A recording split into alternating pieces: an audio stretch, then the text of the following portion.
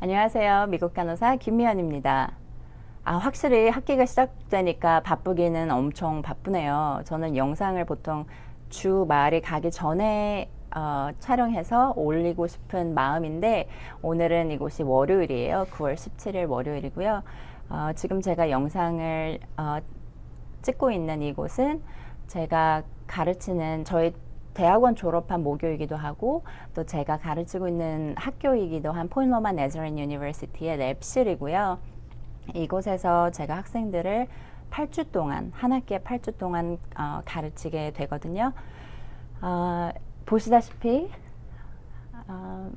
마네킹들이 있고 또 각종 필요한 도구들은 또 도구 오피스가 있기 때문에 거기서 꺼내지 않았지만 굉장히 잘 정돈된 그런 분위기라고 말을 하려고 했는데 보니까 옆에 유리날이 굉장히 많이 나와 있네요. 제가 이쪽에서 이렇게 영상을 하면 좀 괜찮을까요? 네, 아무튼 오늘 월요일 한 주의 시작이고 또 여러분들은 어디서 이 영상을 보시면서 어떤 꿈을 가지고 계신지 모르겠습니다. 네, 무슨 꿈을 꾸시든 간호사로 꾸는 그 꿈은 맞다는 거, 그 방향이 어디로 향하는지에 집중해야 된다는 거, 또 다른 사람의 속도와 다르게 내 자신의 속도, 내가 해야 되는 일들을 해 나가면서 꿈을 꾸는 것도 중요하다는 것을 다시 한번 생각해 보면서 이 영상을 하려고 해요. 일단 실습 4주차가 되었고요. 정말 시작만 되면 시간이 얼마나 빨리 흘러가는지 모르겠어요. 그러니까 한 학기에 4분의 1이 끝나게 된 셈이고요.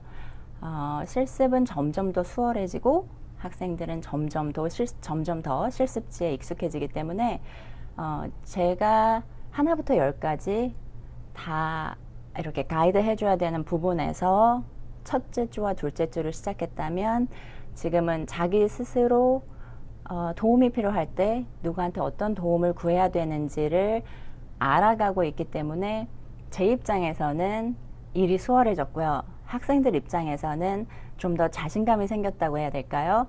내가 누구를 찾아가고 어떤 일을 해야 되고 업무가 무엇이며 어디에 어떤 기록을 해야 되는지를 정확히 알고 있기 때문에 글쎄요, 힘들었던 점이나 뭐 애로사항 없이 4주째 실습이 잘 마무리가 되었습니다. 네, 그렇고요. 오늘 제가 학교에 온 이유는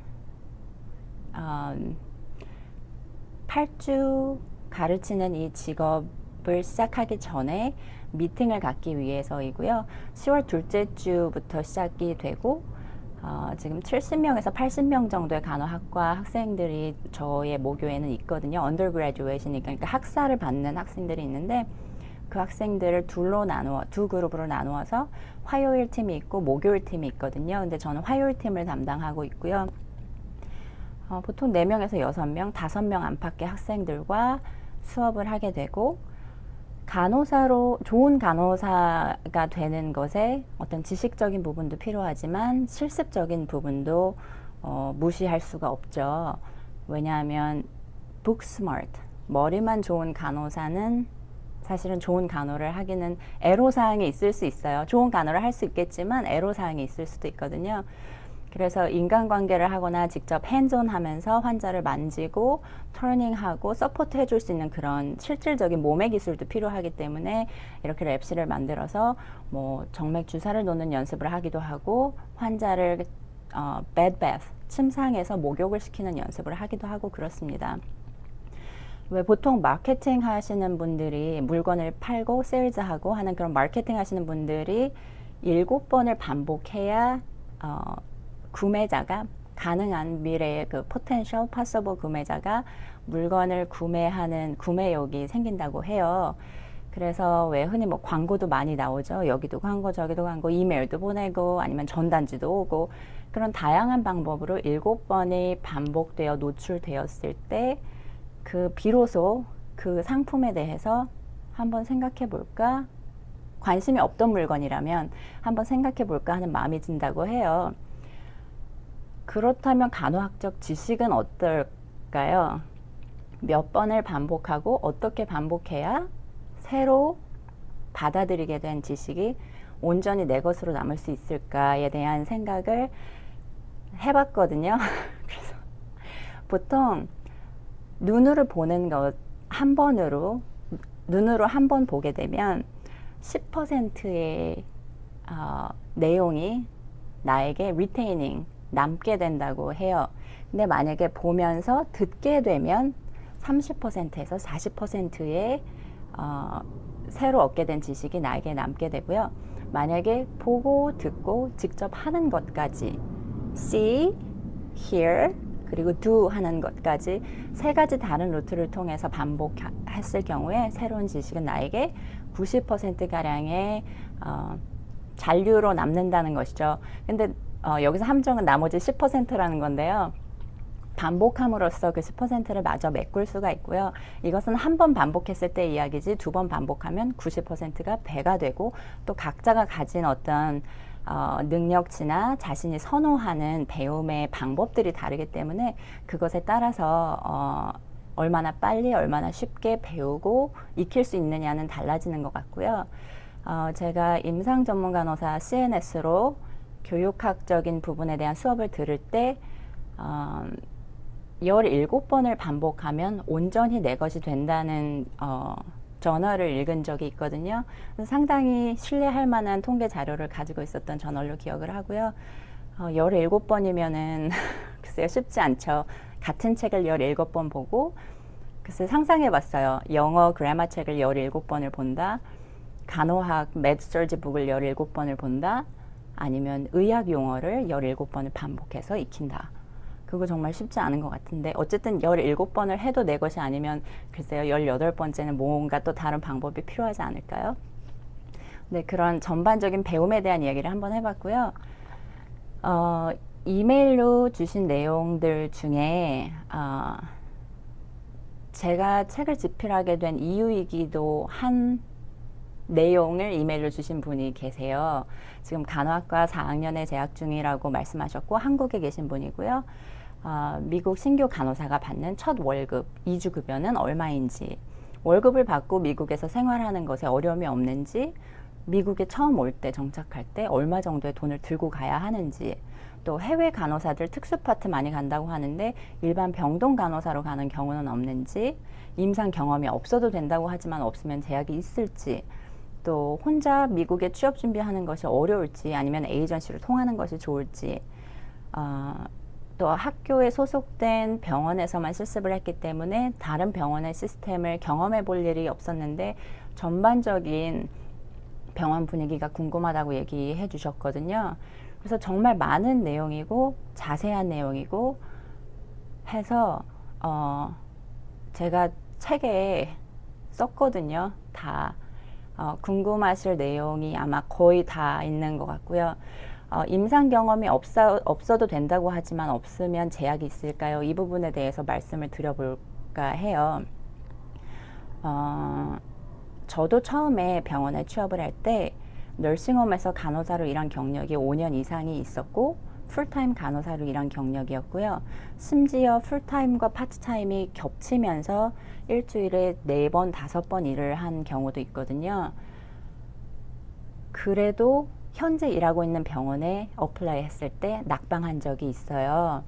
그리고 대학원을 마치는 무렵에야 저는 병원에 취업을 할 수 있었거든요. 그래서 저는 교수가 먼저 되고 병원에 취업하게 된 좀 어떻게 보면 앞뒤가 좀 바뀐 케이스인 것 같기도 하고요. 저는 별로 저처럼 이렇게 루트를 밟아가는 사람을 본 적은 없는 것 같고 보통 병원에서 간호사로 일을 시작하고 일을 하다가 공부를 더 해서 좀 임상을 떠나고 싶어 하는 마음을 가지고 대학원 공부를 시작하는 사람들이 많아요.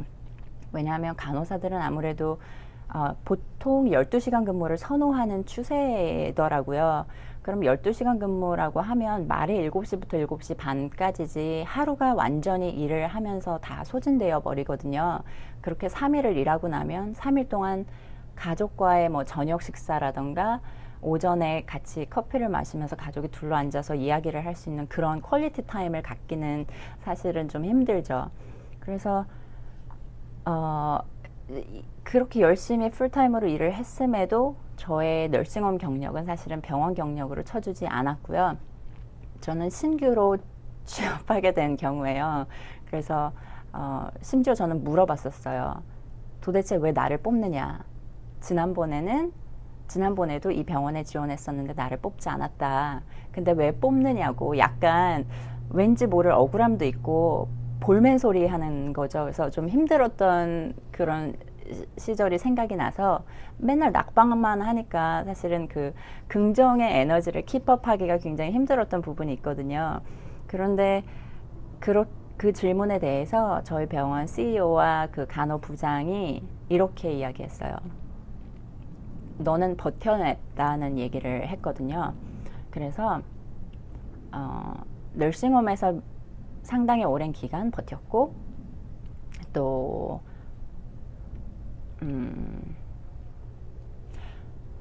이거 다시 녹음해야 될까요? 약간 저도 모르게 약간 울컥한 그게 있는데요.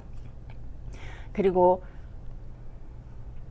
대학원을 어쨌든 마쳤다는 거에 대해서 저에게 크레딧을 준 셈이죠. 죄송합니다. 제가 커피 한 모금만 마시고 갈게요.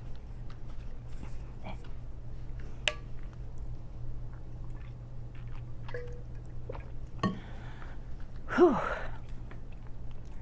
그래서 쉽지 않게 병원에 취업하게 되었고요.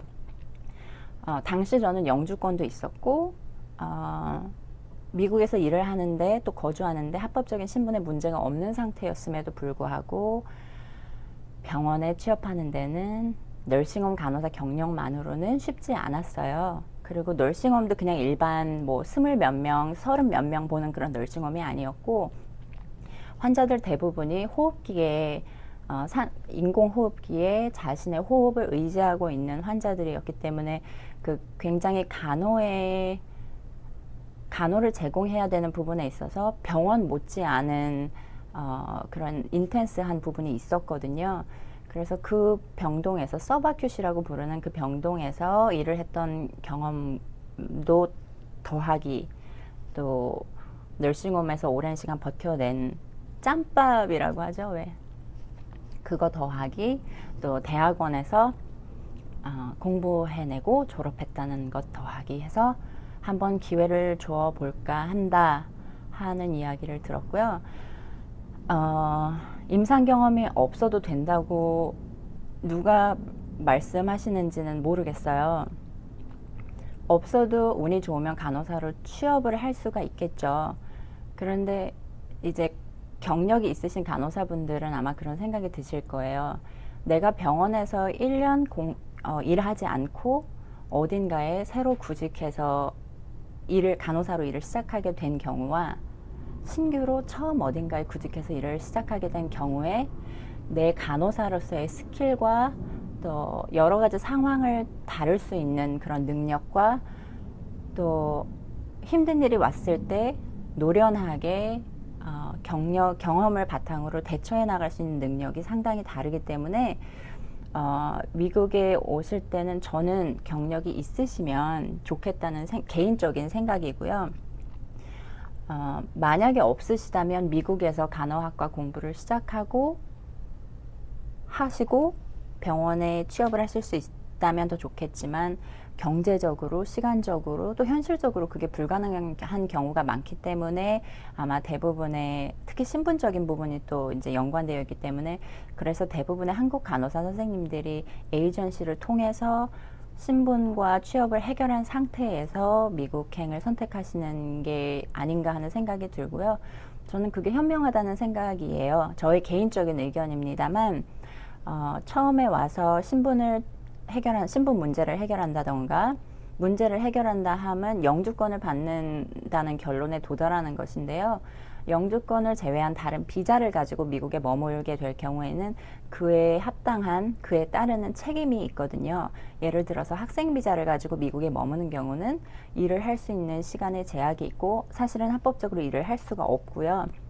학생으로 할 수 있는 일은 대부분 온캠퍼스 잡이라고 해서 학교 내에서 할 수 있는 일로 많이 제약되어 있기 때문에 어떤 간호사로서 구직할 수 있는 경우는 굉장히 쉽지 않은 그런 상태고 미국의 전반적인 분위기 자체가 경력을 중요시하지 젊고 나이 어리고 오래 일할 것 같은 신규를 대우해주지 않는 사회예요. 굉장히 한국과는 많이 그 컬처가 다르기 때문에 본인이 나이가 30대다 40대다 전혀 상관이 없고 경력이 있느냐 없느냐가 중요한 거고, 학교를 졸업했느냐, 어떤 학위를 가지고 있느냐, 어떤 자격증이나 수료증을 구비하고 있느냐와 같은 객관적인 내용들이, 사항들이 더 중요하지.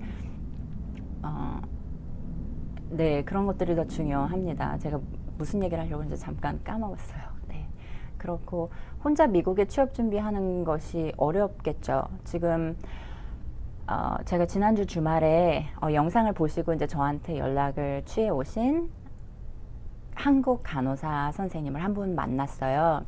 한국에서 간호사를 하시던 분은 아니고 미국에 오셔서 커뮤니티 컬리지를 졸업한 이후에 병원에 올해 5월에 졸업하고 7월에 앵클렉스를 패스해서 지금 40곳이 넘는 병원에 지원을 했다가 안타깝게도 낙방을 하시고 지금 한 군데 병원에서 좀 커뮤팅, 출퇴근 거리가 있기는 하지만 어쨌든 병원에서 밤근무 풀타임으로 처음 일을 시작하게 된 선생님을 만났고요. 얼마나 취업에 고충이 있는지 힘들었는지에 대한 이야기를 들으면서 옛날 생각이 나서 좀 마음이 많이 아팠어요.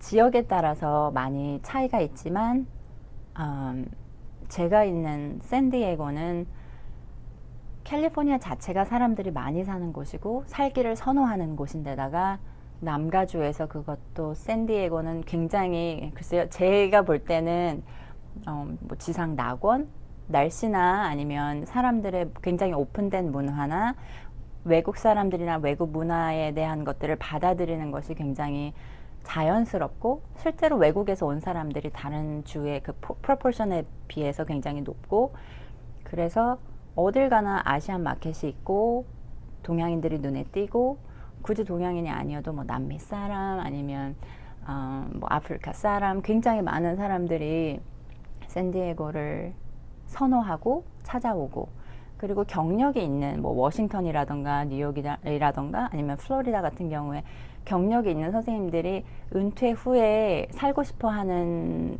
도시 중에 하나인 이 샌디에고로 많이 이주해 오시기 때문에 상당히 많은 경력이 있는 간호사들이 샌디에고에 거주하고 싶어 하기 때문에 사실은 잡 오프닝이 별로 많지 않은 편이고요. 어느 정도이냐 하면 제가 이 학교 말고 다른 학교에서 실습 지도 교수하고 있는 학교는 커뮤니티 하스피털에서 실습 지도를 하고 있는데요. 20명 남짓 한 코홀트, 한 해에 시작하는 간호학과 학생들 중에 모두 다 간호학 시험을 패스했고, 그 중에 3명의 학생이 실습을 했던 그 커뮤니티 하스피털에 취업을 했고요. 다른 한 명은 그 샌디에고의 스테이트 유니버시티를 졸업한 학생까지 총 4명의 신규가 이 병원에 취업을 한 것으로 알고 있고요. 아까 말씀드렸던 그 커뮤니티 컬리지 졸업한 선생님 말씀을 들어보면 그 학교의 코홀트는 약 30명가량 되는데, 그 중에 병원에 취업한 사람은 5명 정도 더하기 2명, 그러니까 중장기 병원에 취업한 2사람을 포함해서 총 7명 정도가 병원에 취업을 한 것으로 알고 있고, 다른 분들은 너싱홈에도 많이 취업하신 것으로 알고 있고요. 현실은 그렇습니다. 굉장히 이런 표현을 가지고 뭐라고 하냐면 saturate 됐다고 이야기를 해요. 많이 모여들어서 많이 응집되어 있다는 그런 표현인데요. 그래서 샌디에고 nursing 아니면 nursing in San Diego is very saturated 이렇게 표현을 합니다. 그래서 제가 볼 때는 경험이 있으신 것이 더 도움이 될 거라고 생각하고, 본인이 각자 생각하는 우선순위가 있겠죠.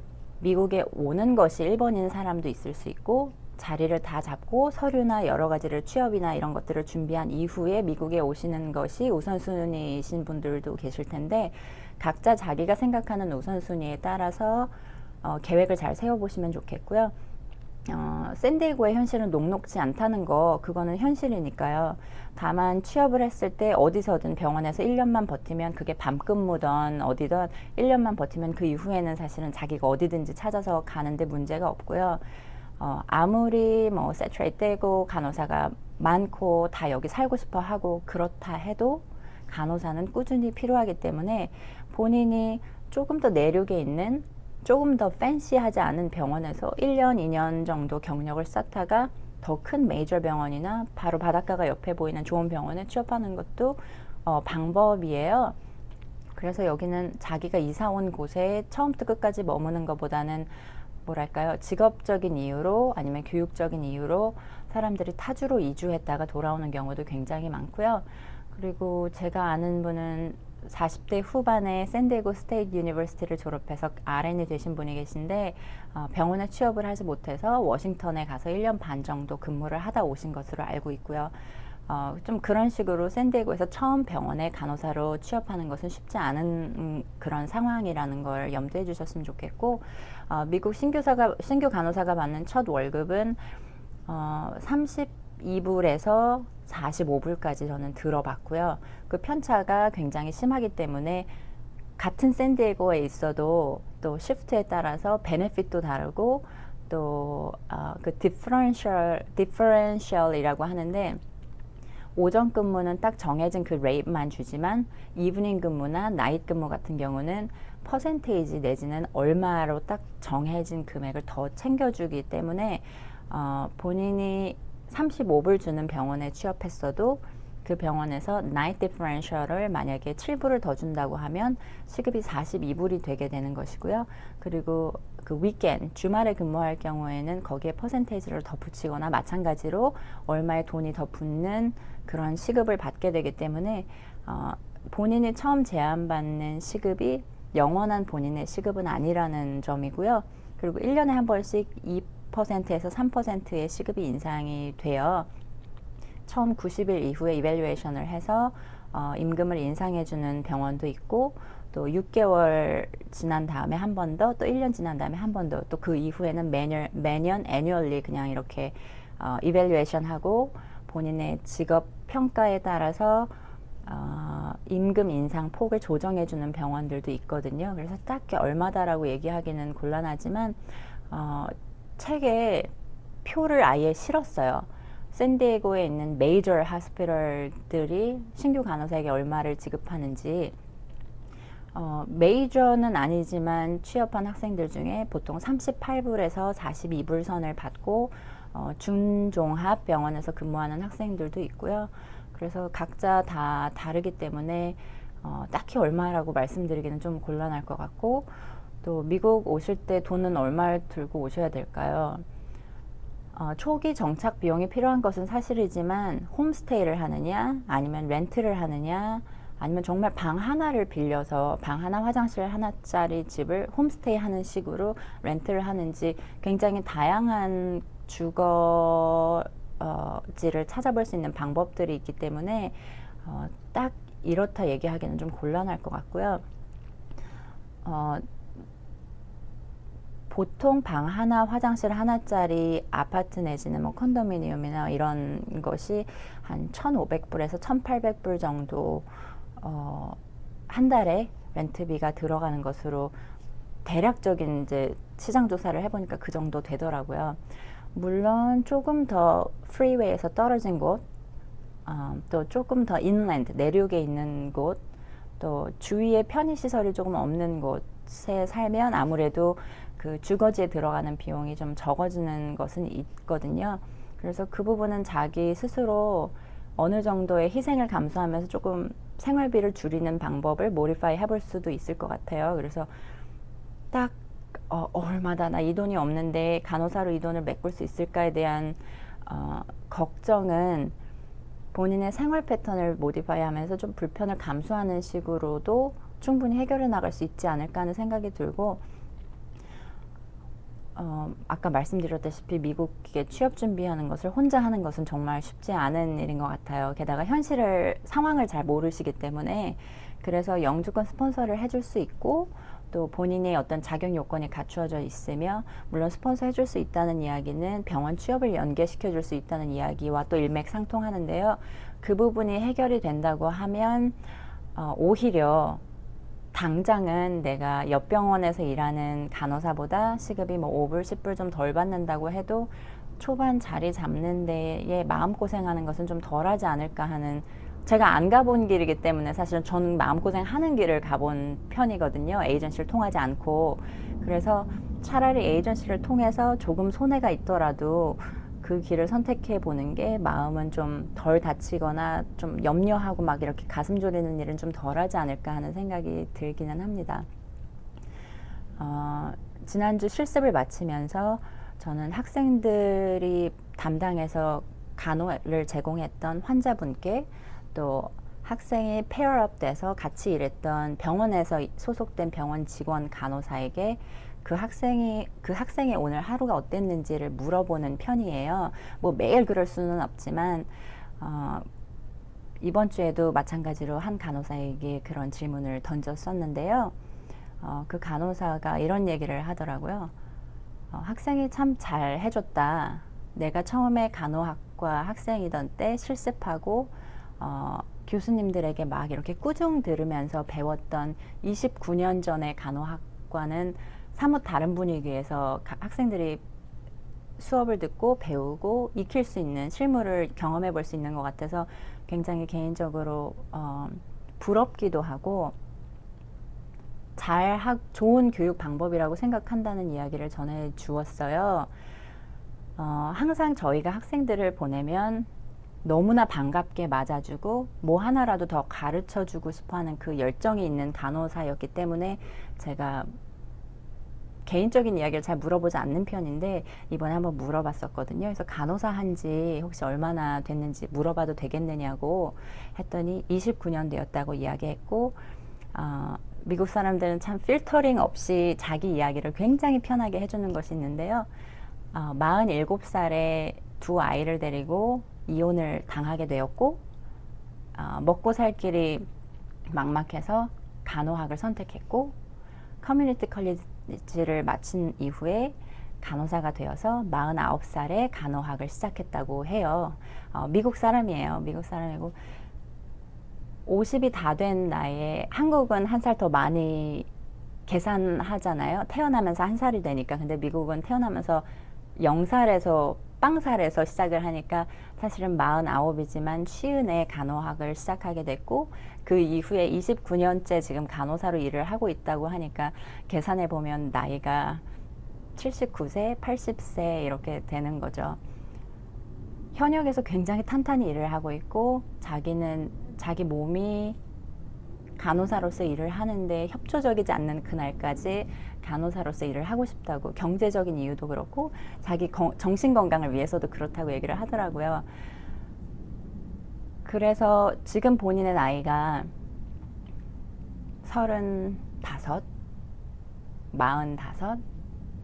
55 너무 책에서나 들을 것 같은 비현실적이고 꿈꾸는 것 같은 이야기로 들리실 수도 있겠지만 사실은 간호사로 첫 발을 디디기에 그 꿈을 펼치기에 충분히 가능성이 있는 나이고 본인 노력 여하에 따라서 여전히 22살에 간호학을 선택하고 시작하는 학생들과 동등하고 똑같은 취업의 기회가 주어진다는 것이 미국 간호의 가장 큰 장점이 아닐까 하는 생각이 들어요. 그렇지 않다면 저처럼 피부색도 다르고 국적도 달랐던 또 언어도 아무리 제가 열심히 하고 날고 긴다고 해도 사실은 미국 사람들처럼 완전히 네이티브처럼 말을 하는 것은 쉽지 않을 때가 있어요.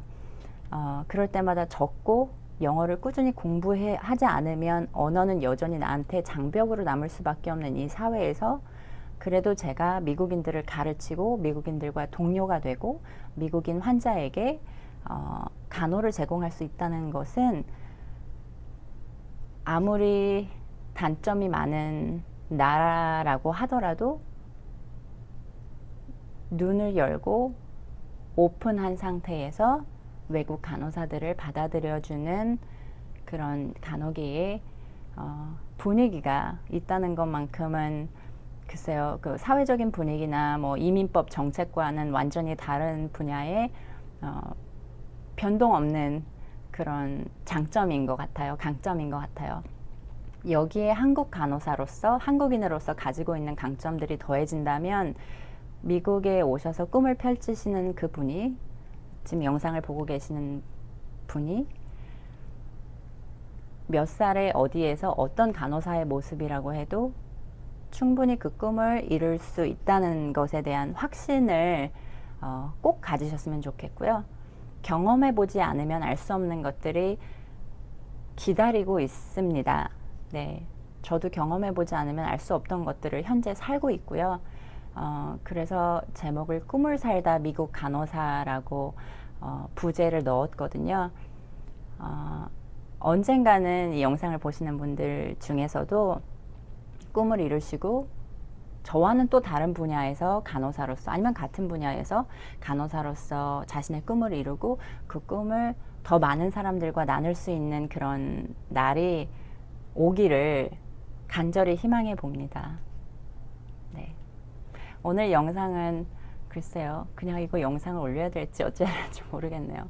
네, 중간에 울컥했던 거는 생략으로 봐주셨으면 좋겠고요. 또 궁금한 점 있으면 질문 주시면 그 부분에 대한 내용을 커버하도록 노력해 보겠습니다. 네, 오늘 영상은 여기까지고요. 오늘도 여러분의 꿈을 응원하면서 영상 마무리하겠습니다. 당신의 꿈을 응원합니다.